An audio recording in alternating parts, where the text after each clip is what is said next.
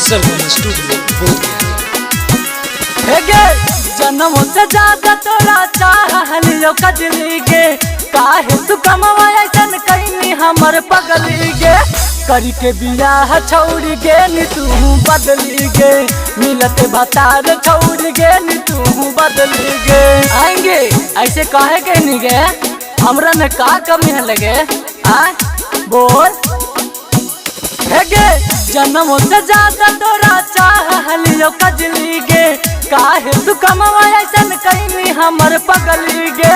करके बियाह छौड़ी गे नी तू बदली गे, मिलते भतार छौड़ी गे नी तू बदली गे।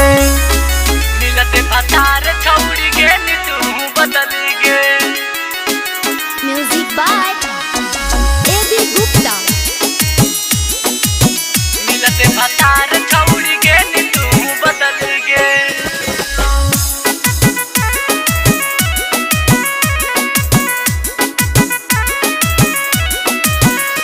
गे देखी देखी आँख छौड़ी महारानी डहर में, मिले खातिर हमारा बोला बहान रहर में, बोला बहान रहर में।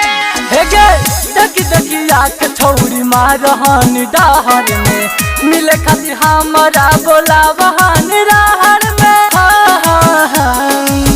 दोसरा से शादी करके हमारा के ठगनी गे, काहे तू कमवा ऐसन कैनी हमर कजली गे। करके बियाह छौड़ी गे नी तू बदली गे, मिलते भतार छौड़ी गे नी तू बदली गे। मिलते भतार छौड़ी गे नी तू बदली गे।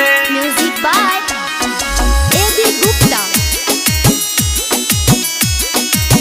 मिलते भतार छौड़ी गे नी तू बदली गे।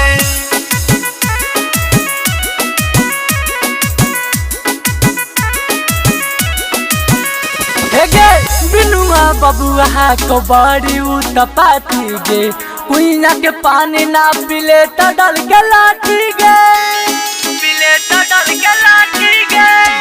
गे बिनुआ बबुआ को बड़ी उतपाती गे, कुइया के पानी ना पिले तो डल के लाठी गे।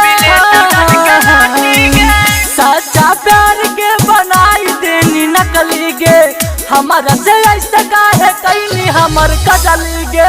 करके बियाह छौड़ी गे नी तू बदली गे, मिलते भतार छौड़ी गे नी तू बदली गे। आ गया जो आ गया कजले, जवन कहनी तवन ठीक है कहनी, हम तो कैसू रहिए ले, लेकिन अपन देख गए, देख कजली देख अपन।